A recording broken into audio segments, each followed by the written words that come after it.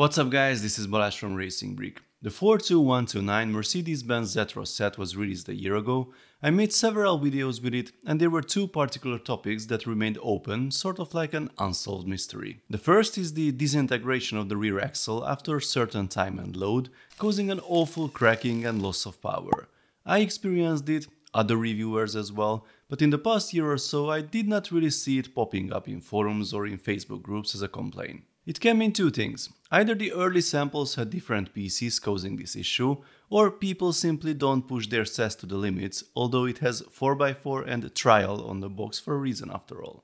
There's actually a third possibility: people don't really buy the set to build the original design, so there are not enough stock builds causing problems. The other topic is somewhat related. Back in December I discovered that the digital building instructions that you can download at lego.com are different from the original one, and even the piece count on the official product page has changed. Again, that was in last December, 7 months ago.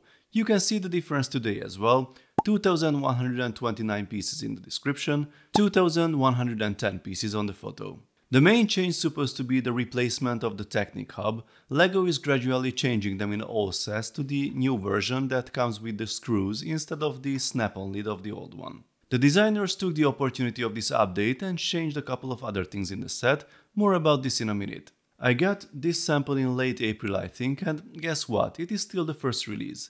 Up to this date I did not see anyone online reporting to have the new version with the updated hub, so for the last 7 months the digital instructions online are different from the product that you can buy in the shops. If you managed to buy one with this hub and the updated manual, please let me know in the comments. So, it is not only about the hubs, the parts are actually different. Both inventories are up on Replicable. You can see the difference yourself. There's supposed to be new parts included, but there are other changes as well. This means today, if you buy the set and you still have the old hub in it, and you try to use the digital instructions, then you won't be able to completely build your model. I know, first world problem, should affect only a handful of customers, but this level of ignorance still bothers me. There are exactly 0 warnings on the webpage or anywhere else about the existence of the two different editions. So, I wanted to show you the differences, but since I still had 2 samples of the old version I had to improvise. I got the missing pieces from my inventory. Not everything is in the exact color, but I could build a new version together with my son. I did the axles, he did the rest. So, the one with the stickers is the original build, the one without them is the updated version. I can do 2 things with the new one. First I will show you what was changed and improved, and then we can take a closer look at the rear axle. This set is brand new, never run. I will put the first batteries in it right now and then we will see how the rear axle behaves. Some of you said in the comments that I was killing the truck purposefully by running it against an obstacle, and that should not be considered a regular use, so I will see if the issue happens if I simply try to climb with it. But first let's see the changes in the manuals. In step 95 and 114, the 5-stud long yellow axle is replaced by a 6-stud long red one. That one will hold the linkage that helps the door staying in place. Step 295, no part changes in this step, but it's funny as the new manual does not have that arrow and the link is already attached to the toe ball. I think the old one was easier to understand. Step 329, another weird one. Due to the slight shift in perspective, it is less visible what's going on. In step 343 we see the new hub with the screws.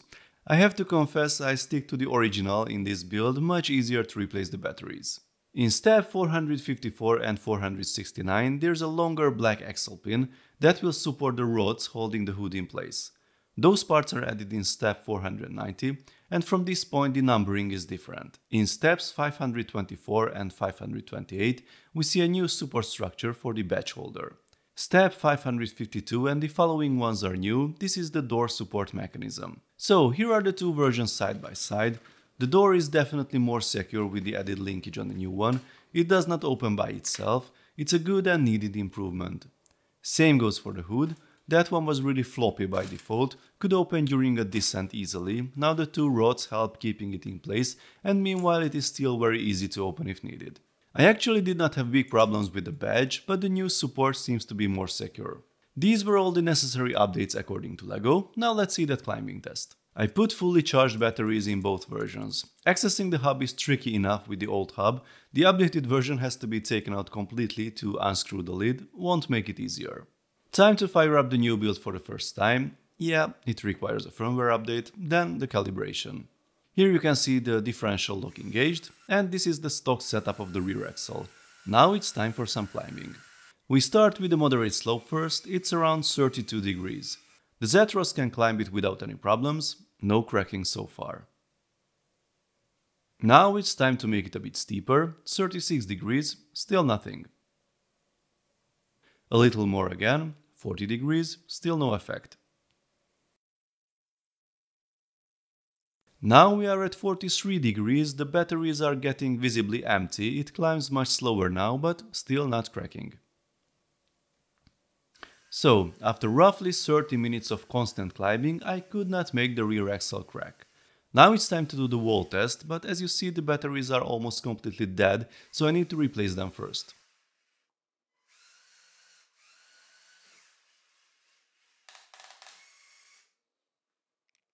Okay, so two things happened here. There was some cracking after all, but almost immediately the part holding the axle in place was separated and the driving shaft jumped out of place. You see, the beam that I expected to move out did move a bit indeed, and that caused the brief cracking, but other parts also separated under load.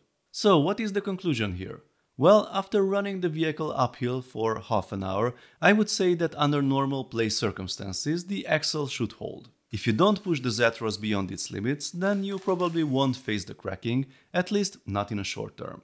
But as you saw, pushing it against the leg almost immediately had a negative effect, multiple parts separated actually. Which is not necessarily a bad thing, it is LEGO after all, things should come apart before being damaged or broken. Parts could be better secured of course, as you could see with our reinforced rear axle, there's no cracking, the motor simply stops. But is this level of reinforcement required on a consumer toy? Well, that's debatable. Some will say no because it is only a construction toy for kids, but some will say yes because it is called a trial truck for a reason, so there will always be people who expect a proper LEGO trial truck performance from it. I will let you decide, but if you are planning to really go off-roading with the Zetros, then I would suggest to have spare parts with you or look at the upgrade options. About the updates of the new version, they are indeed useful, so it's definitely better to follow the digital instructions. One thing that I still don't like is LEGO's way of handling these changes. Like they are trying to hide it, no communication about the changes, no indication of different versions. You need to rely on third-party sites like Rebrickable if you want to figure out what's going on. Please let me know your thoughts in the comments. I would love to know if any of you managed to buy an upgraded version. Please also let me know if you faced the rear axle cracking or not. Any experience with the Zetros is more than welcome. Please give this video a thumbs up if you liked it and don't forget to subscribe with notifications as more exciting LEGO videos are coming soon. See you next time, bye bye.